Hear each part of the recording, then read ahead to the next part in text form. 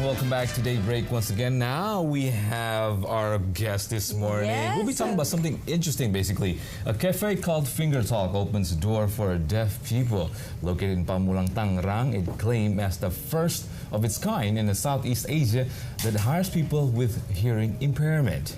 That's right. Now to talk more about empowering deaf people, joining us here is Disa, Shakina, and Anissa, the lady behind this cafe. Hi, good morning. What should we call you? Disa. Disa. How are you this morning? Good, good. Thank you so much for having us over here. We're very happy to have you here with us actually for this morning, Monday morning. Yes, Monday morning. Are you feeling good about Monday? Yeah, it's great. It's great. It's been a very inspiring week actually for us. Awesome. This is very awesome. It's very interesting. It's called the Fingertalk Cafe. Could you explain us more about it? Something unique, I think. It's a cafe. Basically, you have to use your finger to talk, as in using sign language to our crew, because we are having deaf people as our crew, as our chef, as our waitresses as well. The whole staff, basically. The whole staff, yeah. So we have one or two hearing people who are not deaf to manage the place, but most of everyone are actually deaf people. So, how did you first start with this idea? You know, I mean, what inspired you to actually open Fingertalk? That's a great question because I actually stumbled upon this cafe in 2013. I went volunteering in Nicaragua in Central America. I wanted to learn Spanish. I wanted to work with an NGO. So I went to Nicaragua, and over there in this town called Granada, they have the first deaf cafe in Latin America.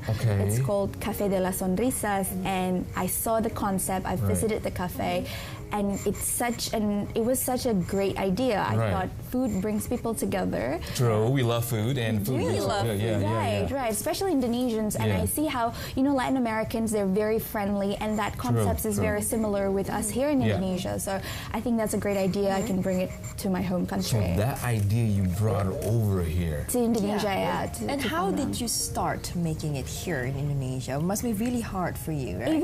It was challenging because I didn't know any sign language before. I didn't know anyone from the deaf community. So at that time I was actually still working in Singapore.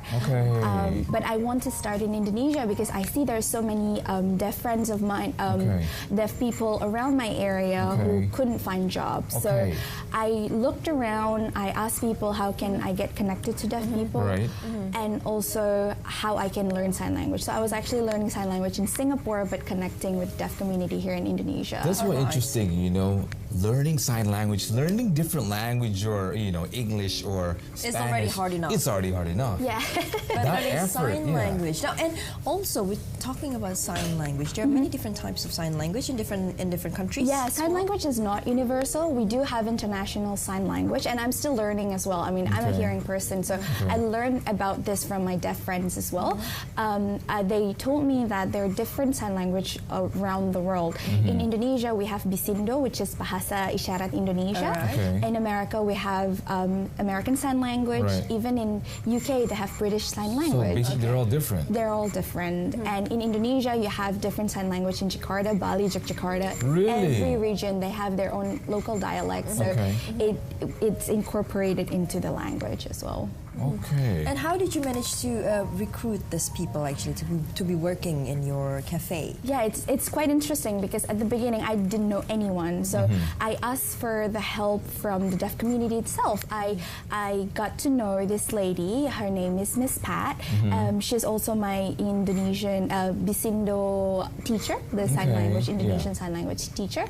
So she was a leader of the deaf community, and she has a lot of deaf friends, and she's a deaf person herself. So I asked her to tell the community. So it was such a because it's close knit community. So it was a words of mouth. It's just like that. We don't have to put it even on internet because people. How did you manage to gather which one is, you know, to do what? Suitable. Yeah. It's actually when they came, we asked like, have you ever have you ever worked before? What kind of job that you've done before, and what kind of job that you want to do?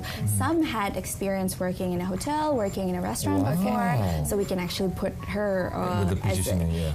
But before there are people who never had experience in in cooking or waitressing. So, but we still say yes because we want them to learn as well. And to get the opportunity. Exactly. Yeah. And what I'm curious to know is actually how the cafe works right now. Like, it's a cafe for even hearing people to come in, right? Not just staff. And how, if people like us were to visit your cafe and we do not know, sign language, how do we communicate with the waitress or say the people working there? It's actually the cafe itself. It's opened its door for hearing people. Yeah, everyone. Okay. But we do encourage people to try at least just to say hi, at least just to finger spell your name. We do have a on the wall. We have like how to sign A, B, C, D, so you can actually finger spell your name. And then on the table we have a card to say thank you, and then like delicious or very delicious, and coffee, tea, hot, cold, like those kind of words that you may need to order your food. So basically, it educates you also. Yeah, it's basically like a short course where they're eating and that's then very you're also interesting. learning sign language. But you can show us, maybe, how do you say hi? Could you show us a bit about, let's say, what's the simplest thing? We'll say thank you. I thank you is a great choice. Okay. Thank you is like this, and this is also thank you in English, and then also in Indonesian language, terima kasih is also this like one. This. Okay. And then when you say you're welcome, in English you say you're welcome or okay. But in Indonesian, when you say sama-sama, it's like this. Yeah, I like this better. Or when they say surfer, kawabanga. But this one is good. This is good. This is Indonesian. Yeah, this is Indonesian. So you say thank you and then say sama-sama. And they reply to that. I say okay. Or I said this is okay in America. This is welcome. Oh, you're welcome. Okay, Or what? Yeah. We'll learn about that after Yes, this. I like it. Definitely. But now, what's interesting about this cafe is that it's actually one of the first in Southeast Asia right now, Actually, in Indonesia, yes. But in Southeast Asia, there are restaurants or cafes that have incorporated, like working with deaf people as well. But not a specific deaf people cafe. I think in Indonesia there are several cafes, like in Vietnam. That's also it's a tea bar where they help deaf people as well. They have a workshop. So the idea of having a cafe and a workshop where deaf people actually making the arts and crafts of their own culture is also what we took into. Like, we use that idea as well in Indonesia. So we have a workshop where the deaf people actually making batik and handicrafts, and we sell it on the spot. And what are the challenges working with the people? I mean, I'm sure emotion comes. Of course, How do you manage to? At the end of the day, I am still learning. Until this very day, I feel like I have to continue learning about the language, about the culture, because deaf culture is something that's very new to me as well. And so I have to keep learning. And there are different words every day, like how do you say WhatsApp? Like those kind of Facebook, Instagram, and those kind of slangs that we use on. So basically, there are slangs. They are, and in Indonesian, the slangs are also different. Like also the places. There are so many names of places in Indonesia that you have to remember in sign language. So I just found out that this is how you actually say Bekasi. Whoa! Okay. Bekasi. Well, we're going to take this. I think this one. Sorry. Oh, this right here. This one. Because this is how you say "I love you" in American Sign Language and also around the world. I love you. I got you. Thank you. Thank you. No, what did I say? You're welcome. You said you said whatever like that. You can actually make your own songs. Yes, we're gonna make it during the break. Right now, we're gonna go for a short break, and Disa here will tell us more about her experience in running Fingertalk Cafe. We'll be right back.